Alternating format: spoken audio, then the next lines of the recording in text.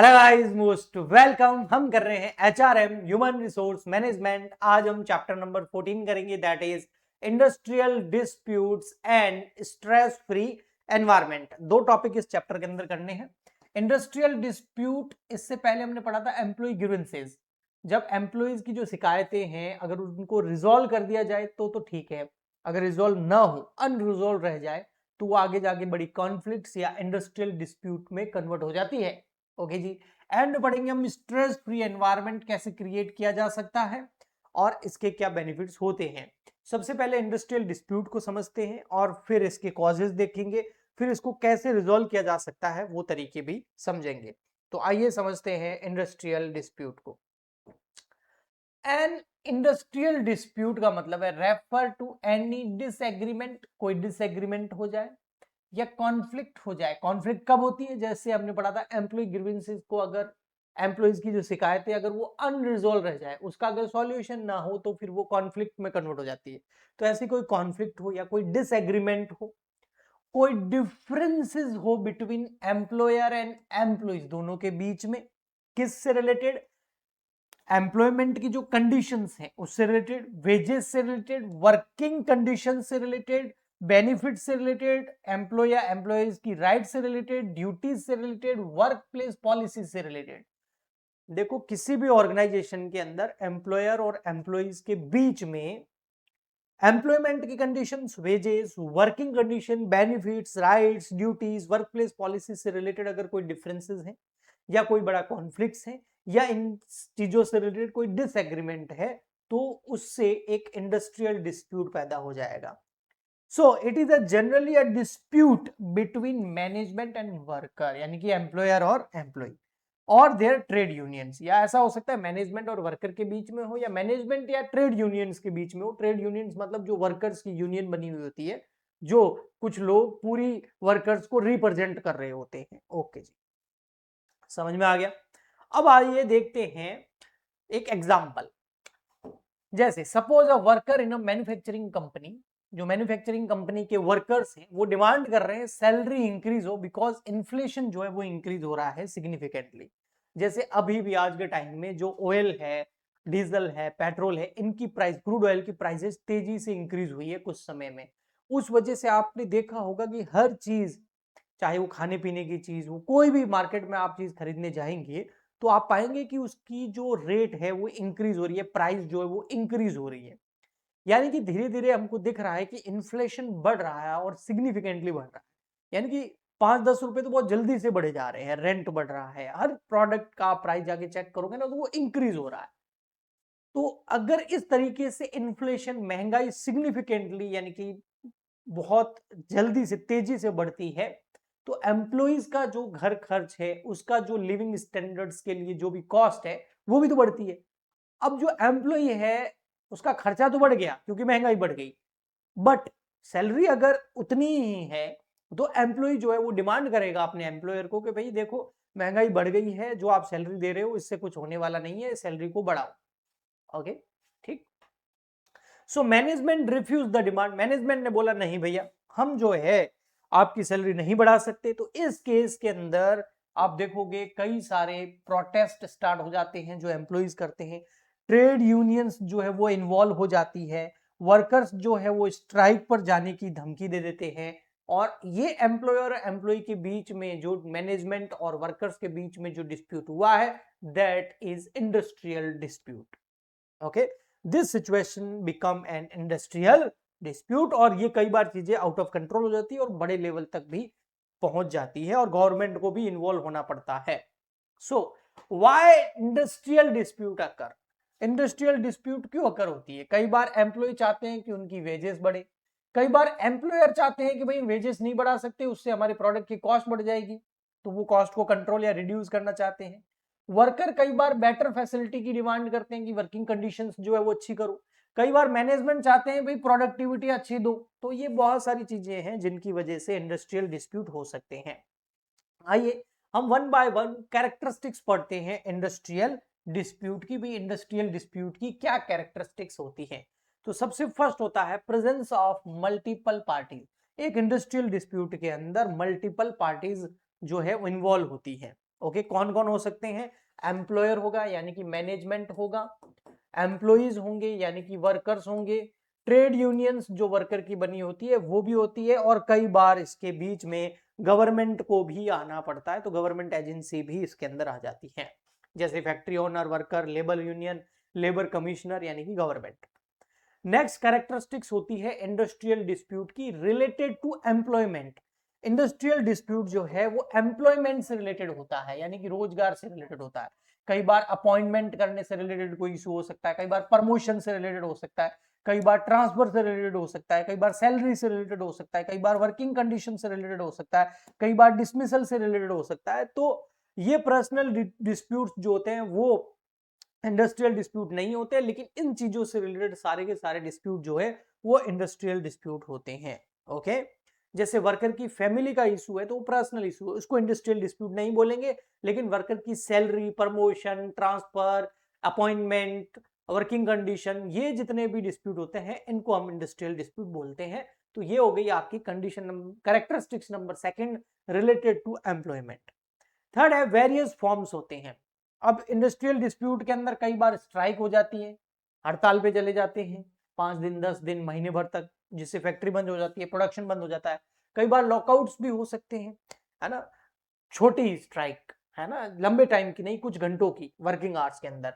कई बार घेराव हो जाता है जिसमें तो रोडों पे उतर जाते हैं वर्कर्स। कई बार गो स्लो के जरिए भी इंडस्ट्रियल डिस्प्यूट जो है वो अराइज होता है। गो स्लो मतलब प्रोडक्शन के अंदर तेज नहीं करते हैं एम्प्लॉइज, काम जो है वो धीरे धीरे करते हैं। कई बार पेन डाउन स्ट्राइक, यानी कि जितनी भी ब्रांचेज हैं किसी ऑर्गेनाइजेशन की, वहां सब जगह जो है स्ट्राइक पे चले जाते हैं। दैट इज इंडस्ट्रियल डिस्प्यूट के फॉर्म्स। नेक्स्ट कैरेक्टरिस्टिक्स होती है कैन बी वर्बल और रिटर्न। ये वो अच्छा है कि जरूरी नहीं है कि इंडस्ट्रियल डिस्प्यूट्स जो है कई बार रिटर्न में ही कंप्लेंट हो, वर्बली भी इंडस्ट्रियल डिस्प्यूट होते हैं, मस्ट बी जेन्यून। ये ध्यान रखना, डिस्प्यूट जो है वो जेन्यून होते हैं, एम्प्लॉयमेंट मैटर से रिलेटेड होते हैं। कनेक्टेड विद इंडस्ट्री, कई बार डिस्प्यूट जो है वो फंक्शनिंग इंडस्ट्री से कनेक्टेड हो जाते हैं। Transparency, issue involve should be clearly identifiable, ये इसके कैरेक्टरिस्टिक्स है कि जेन्यून होना चाहिए, ट्रांसपेरेंसी होनी चाहिए, चीज पता होनी चाहिए भैया क्यों स्ट्राइक कर रहे हो, क्यों कॉन्फ्लिक्ट कर रहे हो, उसके मुद्दे क्या है, क्या चाहिए तुमको। ऑर्गेनाइज फ्रॉम डिमांड्स, डिमांड से रिलेटेड होने चाहिए। अब आइए हम पढ़ते हैं next third part, that is classification of industrial dispute. Industrial dispute जो है उसका क्लासिफिकेशन देखते हैं। क्लासिफिकेशन में कौन कौन से होते हैं, तो बहुत सारे हैं। सबसे फर्स्ट आता है, मतलब कैटेगरी क्या क्या हो सकती है। इकोनॉमिक डिस्प्यूट हो सकते हैं। इकोनॉमिक डिस्प्यूट जो है wages, salary, bonus, incentive, fringe benefits और जॉब सिक्योरिटी से रिलेटेड हो सकते हैं, ये इकोनॉमिक डिस्प्यूट होते हैं। नेक्स्ट आता है unfair law labour practices dispute. ये जो होते हैं ना, ये कई बार जो ये डिस्प्यूट होते हैं ना, अनफेयर लेबर प्रैक्टिसेस डिस्प्यूट, ये अराइज होते हैं unfair treatment by management. Management जो है ना वो ट्रीट नहीं कर रहा है अच्छे से एम्प्लॉइज को, रूड बिहेवियर कर रहा है।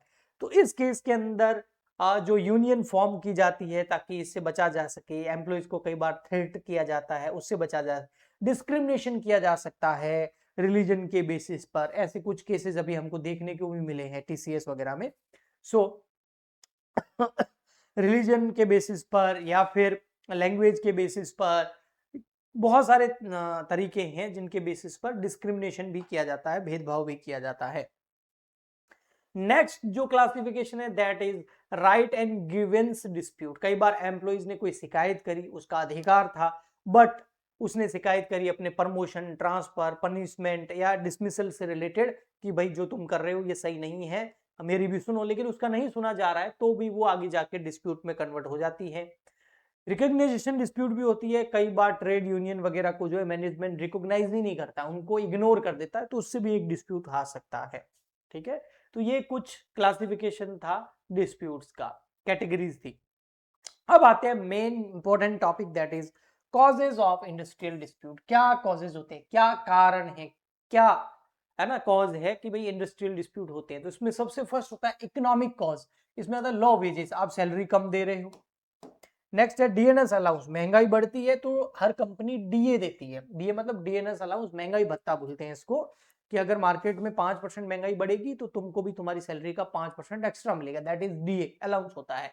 तो डीए बढ़ाना चाहते हैं लेकिन कंपनी नहीं दे रही है, महंगाई बढ़ गई है तो भी। बोनस इशू से रिलेटेड कई बार बोनस जो है वो वादा किया गया लेकिन दिया नहीं गया।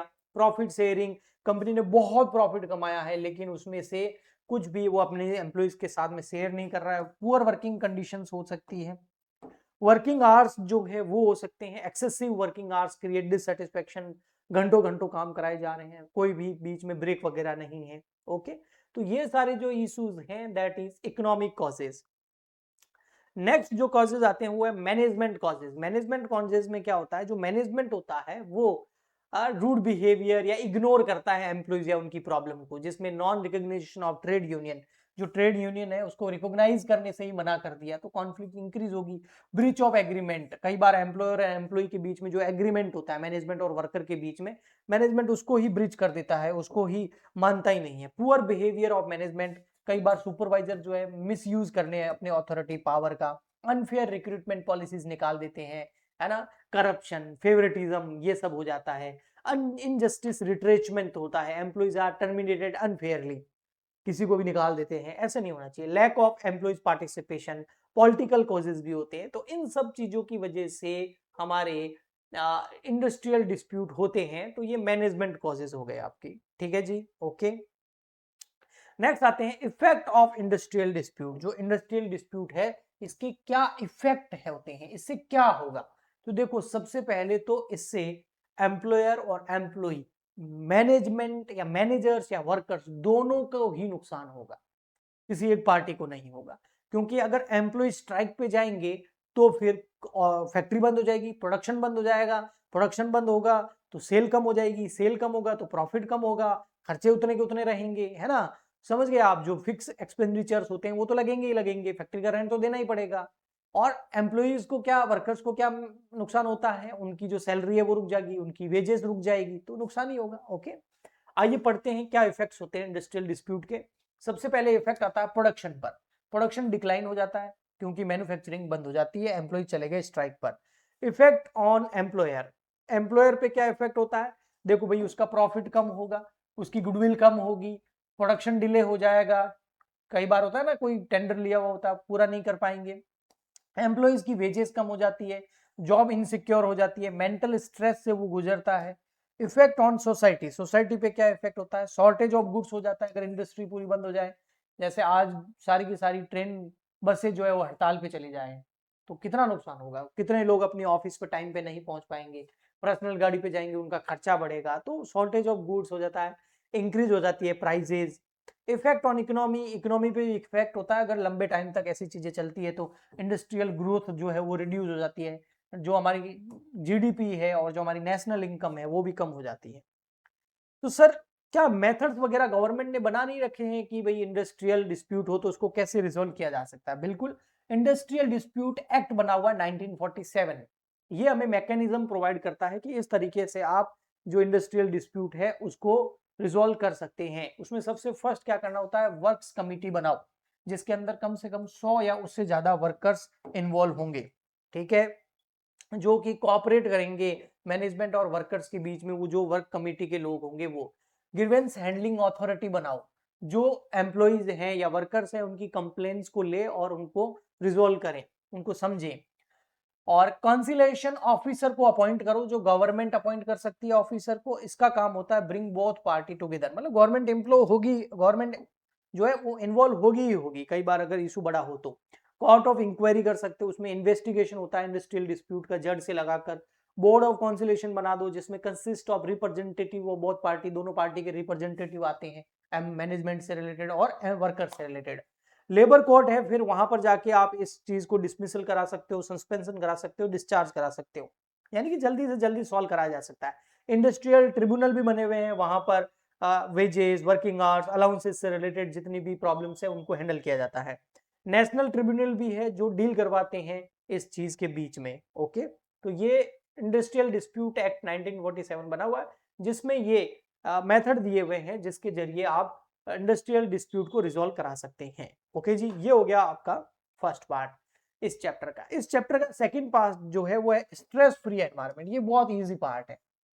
देखो, अगर किसी ऑर्गेनाइजेशन के अंदर जो वर्किंग एनवायरनमेंट है वो स्ट्रेस फ्री है तो वहां पर एफिशिएंसी आएगी, इफेक्टिवनेस आएगा, प्रोडक्टिविटी बढ़ेगी, है ना, बहुत सारे इनोवेशंस होंगे, कॉस्ट कम हो जाएगी, प्रोडक्ट की क्वालिटी इंप्रूव हो जाएगी, ऑन टाइम सारा काम हो जाएगा। तो बहुत सारे फायदे हैं जिसकी वजह से स्ट्रेस फ्री एनवायरनमेंट पे फोकस किया जाता है। क्या है मीनिंग ऑफ स्ट्रेस? स्ट्रेस का मीनिंग क्या है, फिर स्ट्रेस फ्री एनवायरनमेंट पे पढ़ेंगे। स्ट्रेस का मीनिंग है stress is a psychological and physical reaction. Psychological mind level पर या फिजिकल बॉडी लेवल पर एक रिएक्शन होता है जो एक्सेसिव प्रेशर से, अनसर्टेनिटी से, वर्कलोड से, कॉन्फ्लिक्ट से पैदा होता है। अगर घर पे वाद विवाद हो, आप सोचो या आपके जहां काम करते हैं वहां वाद विवाद हो, बहुत ज्यादा आपको वर्कलोड काम दिया जाता है ना, अनसर्टेनिटी रहती है, कुछ भी फिक्स नहीं है, प्रेशर बहुत ज्यादा है, तो क्या होगा? स्ट्रेस आएगा। फिजिकल लेवल पे भी आ सकता है, साइकोलॉजिकल लेवल पे भी आ सकता है। और एक्सेसिव स्ट्रेस जो है वो प्रोडक्टिविटी को इंक्रीज कर देता है और जॉब सेटिस्फेक्शन भी उससे खत्म हो जाता है।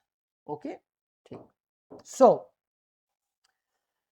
Sources of stress at work place. Stress free बाद में पढ़ेंगे, पहले स्ट्रेस का मीनिंग पढ़ा। अब देखते हैं भाई क्या किस वजह से स्ट्रेस होता है।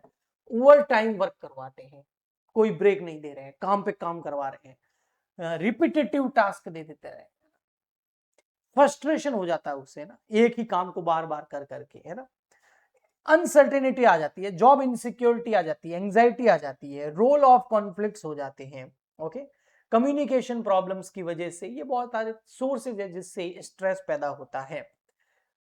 अगर स्ट्रेस फ्री एनवायरनमेंट को अपनाया जाए तो उसके क्या बेनिफिट्स हो सकते हैं? अगर स्ट्रेस फ्री है यानी कि कोई भी अगर एम्प्लॉय स्ट्रेस में है, अगर उसको लग रहा है कि वर्कलोड ज्यादा है, वो फिजिकली या मेंटली स्ट्रेस में आपको लग रहा है और आप जाके उसका वर्कलोड थोड़ा कम कर देते हैं, आप जाके उसकी मदद कर देते हैं, आपने इस तरीके के सुपरवाइजर्स अपॉइंट कर रखे हैं जिससे कोई भी एम्प्लॉय जो स्ट्रेस में ना रहे, तो उसके क्या बेनिफिट्स रहेंगे? बहुत सारे बेनिफिट्स हैं।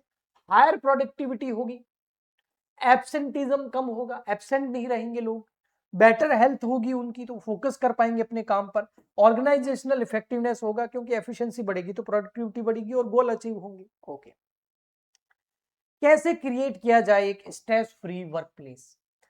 Promotion of work place health. सबसे पहले हेल्दी एनवायरनमेंट इंक्रेज करती है प्रोडक्टिविटी। ठीक है, बेटर ऑफिस लेआउट बनाइए, फ्लेक्सिबल वर्किंग आवर्स बनाइए कि भाई थोड़ा सा ब्रेक वगैरह भी मिले, टीम वर्क बनाइए, रिक्रिएशनल एरिया कीजिए, रिलैक्सेशन सॉरी रिक्रिएशनल मतलब रिलैक्सेशन जोन जो है वो स्ट्रेस को रिड्यूस कर सकता है।